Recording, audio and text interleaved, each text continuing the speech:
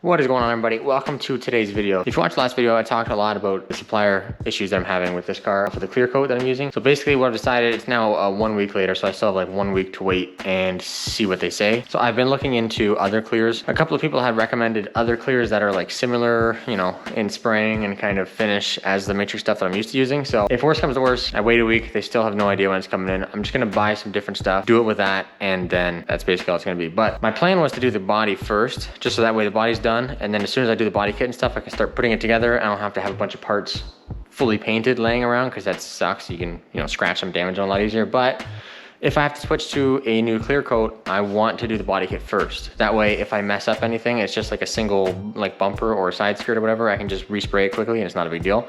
Whereas if I were to do the whole car with a new clear, I'm not exactly sure how it's gonna react, like how it's gonna flow out and stuff like that. That can make it like a pretty big mess. If I end up really messing up, you know, like running it everywhere, whatever, then you're into like sanding and taping, you know, panels, respraying different panels, and I just don't wanna deal with that. So I'm gonna start with the body kit. If that is the case and I do have to get a new clear, I'm gonna just do the body kit first. Just so that way, if I do mess up, it's isolated, you know, per panel, and I can just redo it that way.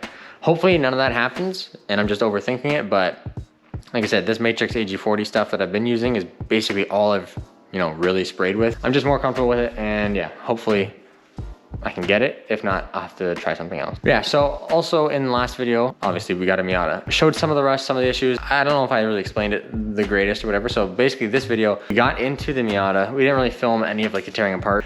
Surprisingly, it came apart actually really well, the stuff that we did take apart, but we found a bunch of hidden rust, basically. Issues, but mainly rust. So I'm just gonna go over and show that pretty much. Normally you wouldn't want to show people that, but it honestly, it doesn't bother me. I know how to fix the majority of it, and I understand, you know, once a chassis is so far gone, like you can't do anything, it's always gonna have rust. But this, it's not gonna be a super nice show car like ever. It's just gonna be a fun car for Kate to drive and look cool. She's gonna make it cool, and that's all it's gonna be. It's never gonna be a show car, so it doesn't have to be perfect. We're gonna fix it. It's gonna be, I would say, better than good enough. I think we can do like a really good job of repairing it. And yeah, like I said, I kind of know how to do the stuff, so I think it'll go well. So we're just gonna get into it and yeah, start revealing the flaws pretty much. So I'm basically just gonna get right into it. Probably the worst thing that we discovered was because we were taking the exhaust off. This mid-pipe, like cat, whatever, resonator stuff, was still on the car, and it has that O2 sensor in it.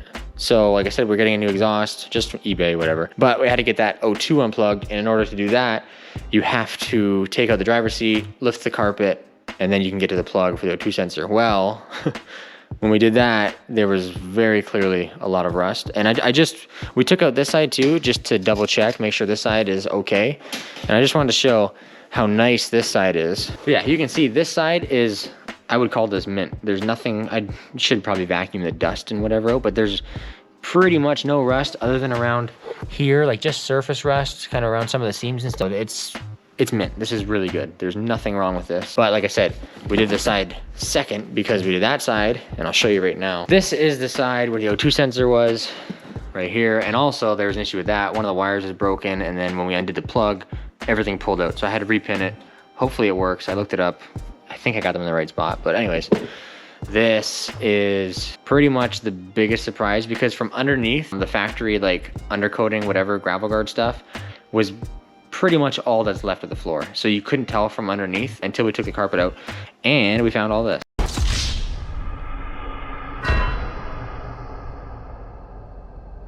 So yeah, it's pretty awful. It's even creeping up this back wall section, which really sucks, because we need something solid to weld to when we inevitably fix, you know, the floor pan itself. Obviously, I hit this with a hammer, made it way worse than it was. It wasn't that bad, but the fact that you could do that means it's rotten and it's junk. So, like I said, from underneath, the factory undercoating was basically just starting to like peel kind of, so it just looked like it was just flaking off, and you couldn't really tell because the carpet was over it, so there was not just a hole. And then once we took the carpet out and everything, you were like, oh yeah, you can see the floor. So that's not good. It's this whole side. You can clearly see that there was water sitting in here, like up to that point. I'm not sure what happened, there was tons of water in here and it just sat for probably years and just completely rotted out. This is definitely the worst kind of unknown to us issue that we did find. I've been doing some looking around. They do apparently make the floor pans and like the transmission tunnel stuff and inner rockers and everything for these cars, but I'm gonna have to look into it some more because some of the websites, they say they're out of stock. Some of them say it's been discontinued. Some of them say in stock, but I mean, I ordered clear for that thing. Off a website it said in stock, and then my order went through, and then they called me and said, sorry, it's actually on back order. So I'm not exactly sure what's up with that. Worst case scenario, it's a very small, you know, semi-flat floor pan. So I think my idea would be just basically take off these seat brackets because we need them. They seem like fairly solid. I don't know, we'll see once we get into it more. And then I'll just make a new floor pan, bead roll some designs into it so it's not perfectly flat and, you know, bouncing all over the place. But yeah, like that sucks. I'm not, you know, there's no getting around that. It sucks and it's a big deal. Anyways, that's main issue number 1 that we discovered. Big issue number 2. I mean, this isn't really like a huge issue, but the driver's side headlight was busted. So we're like, oh, we got nothing to do. Kind of bored working on the S15, not really getting anywhere. Let's start tearing this thing apart. So get the headlight out, decide to take the bumper off, take this headlight out, take that headlight off. This side is what it's supposed to look like. Here with this, you know, all in here, all tied together. And there's a little bit of rust starting like here or whatever, but not bad, right? Come over to this side, to the driver's side, take the headlight out, and it's just, there's nothing underneath the headlight. The good news, I guess, about this is that it doesn't really do anything. As far as I can tell, all this was for was a mounting point for the inner wheel well, and then this grommet for the side marker light on the bumper, which, you know, it doesn't need to go there. We could just run that through, you know, a wide open area or whatever. And then it attaches here to the rebar, but I don't think this really does anything. So my idea for this part is we're gonna have to repair this lip because that's like some structure for the rad cradle, whatever, the headlight goes in there. So I'm gonna fix that, but then we're just gonna cut this off all the way along here up to this frame rail, and then basically just zip this off, get rid of this whole area. It looks like there's nothing that's supposed to go there. So like I said, this is for the wheel well, and once you lower a car, that's like the first thing to go anyway. So we're gonna get some coilovers, we're gonna take the wheel wells out anyways, splash shield, whatever you wanna call it. So that doesn't really concern me. This is the clip for the headlight. So we're gonna have to obviously keep that, you know, support, and then the fender bolts on here. So that's all semi there. Then the only thing that we're gonna have to do, which is still a pretty big deal because this is just destroyed in here, is cut all this out, replace all this junk, get this shield out, get this out, you know, even take the air box, everything out, and basically see how bad it is, repair that area. So that's pretty much like the 2 big surprises that we had. We didn't know the floor was destroyed, and we didn't know that was terrible, but like that's not really structural. It doesn't really do anything as far as I know. So yeah, I'm sure we'll find more because you always do find more. I basically tore the whole front end off this car just to see, and that's pretty much it. Now, for the stuff that we did know about, all of this does not concern me like at all whatsoever.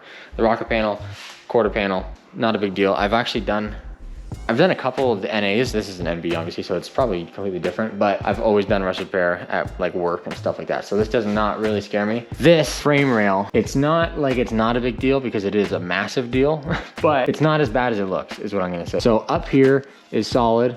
Back there by the actual strut tower itself is pretty solid. There's actually a couple of companies I think sell a patch panel for this. I'm not gonna buy it, but I'm just gonna make the same thing. Basically you cut the frame rail off there, leave the top rail and all that, and basically make a new like U channel, whatever, C channel, whatever they call it. Go back up to it, get your little flange, plug weld it all back on, bolt your, I think that's a rad support and a sway bar mount, bolt that back on, and you're pretty much good to go. It'll be like nothing ever happened. Like, yeah, it's a lot of work and it sucks. Could have got one that didn't have that, but like I said, money thing.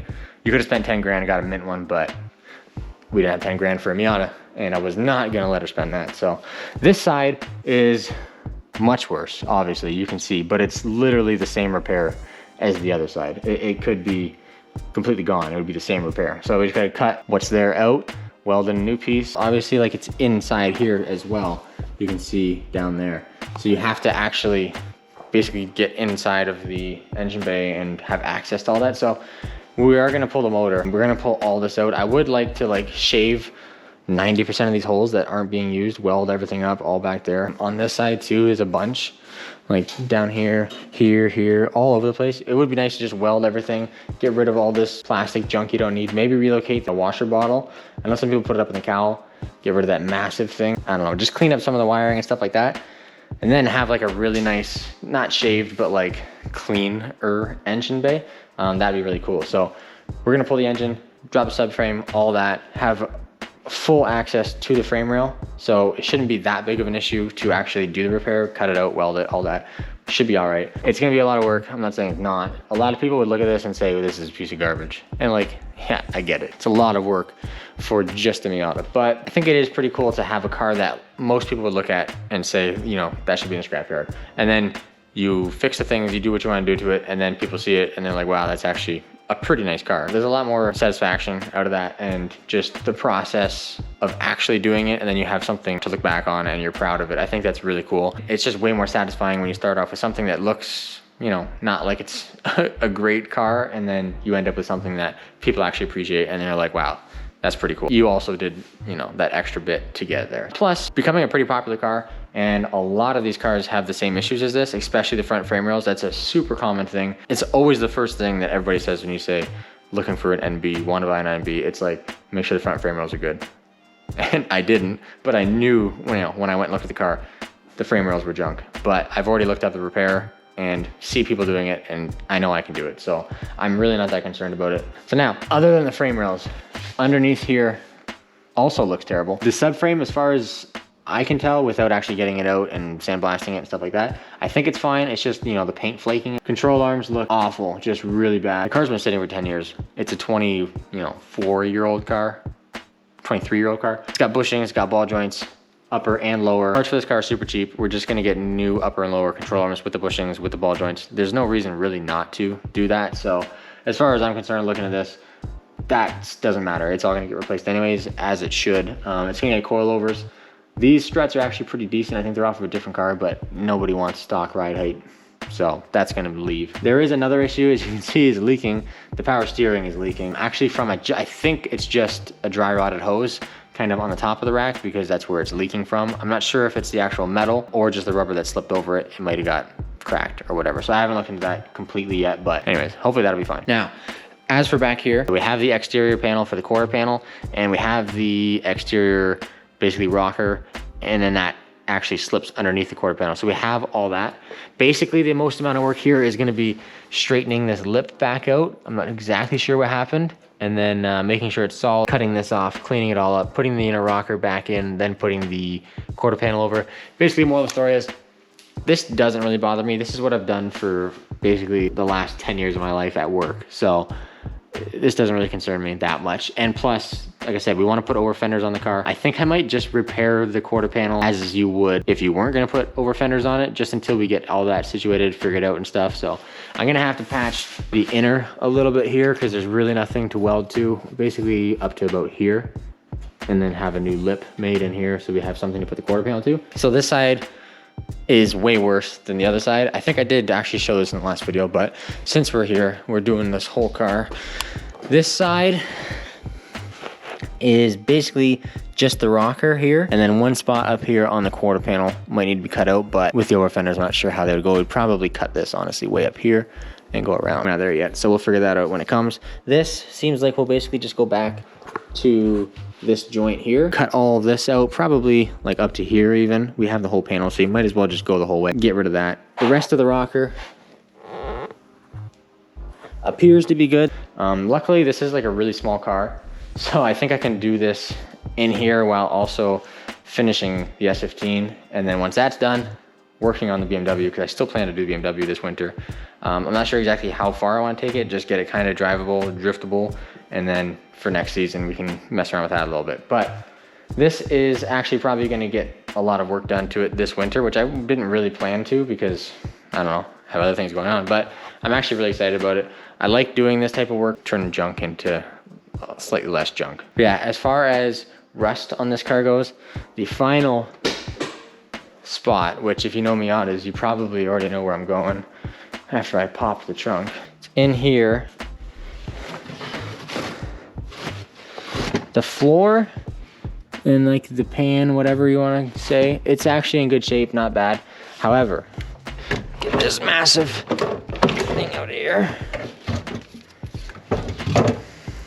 You can see we have another nice little, that sucks, but it's a pretty small isolated area. I'm sure it's just from like the battery leaking or whatever for 10 years. You can go underneath and basically see that it is actually just that area. It's not a huge deal. Frame rails are good back here. Trunk pan, trunk floor, all that stuff is good. Like I said, this whole subframe's been taken out, sandblasted, powder coated, painted, whatever. So it's all good to go. But yeah, this shouldn't be a big deal. Cut it out, make a one patch panel, weld it in up along the sides. Shouldn't be able to tell. Seam seal it, gravel guard it. Should be good to go. I feel like I'm doing an awful job kind of filming this and jumping around all over the place. But the point I want to get across is that, yeah, it's pretty rough. It's a lot of work. It's going to be a lot of work. But I think once it's done, it's going to be worth it. Because we only paid probably half of what you expect to buy one off marketplace or Kijiji or whatever for, you know, a running, driving, decent shaped car. So at the end of the day, my time doesn't really cost us anything. I know people say, oh, the amount of time you're gonna have in it, it doesn't make it worth it. Like, yeah, if I had to buy this, take it to someone to fix, it wouldn't be worth it. You would be way in the hole. You just buy a nice one for 10 grand. It's not gonna cost me anything other than materials to fix this car.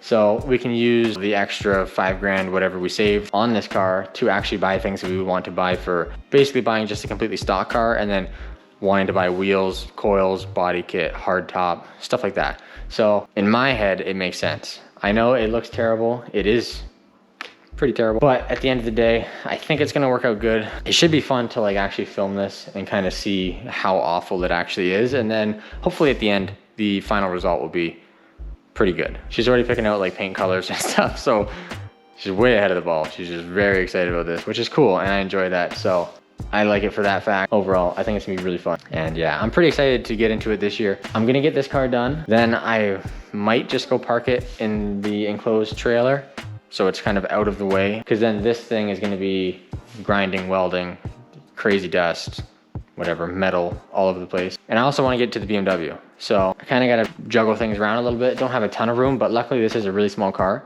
So I think that we can pull the motor out, kind of shove it in the corner, take off all this stuff, whatever, put it upstairs in storage, get the majority of the metal work and all the rust stuff kind of out of the way, gather up kind of where we are, figure out things, see what we have left to do. There's a couple of mechanical things that we need to do to the car, brakes, stuff like that. A lot of people have been like reacting to my stories, whatever, on Instagram about the pile of rust and just the giant amounts of rust everywhere. And like, I know, you're not telling me anything I did not know. It's rusty and I think that it's fun. So anyways, I just kind of want to make this video just to kind of elaborate on it a little bit, my thought process, why we bought this car, and basically show you everything that's wrong with this car. And then we'll eventually go through and fix pretty much everything. And then if you have a Miata, it might be cool to follow along, see what we're doing, see what you can do, and I don't know, hopefully end up with a cool Miata at the end. Obviously some of the things that popped up are a little unfortunate, but it is what it is. Once you see a car in this shape, you gotta expect that there's gonna be more wrong with it than what you see, because there always is. Even when you get a nice car, you're probably gonna see things that you're not super stoked on, and we knew that this was gonna happen going into this. It just kinda sucks. Nothing you can do about it. But hopefully you guys enjoyed the video. If you guys wanna give a thumbs up, give a thumbs up. Also, if you're not subscribed, I would appreciate it. Maybe there's some big time Miata lovers who wanna subscribe. So yeah, that's gonna do it for this video. Appreciate you watching as always, and we will see you in the next one.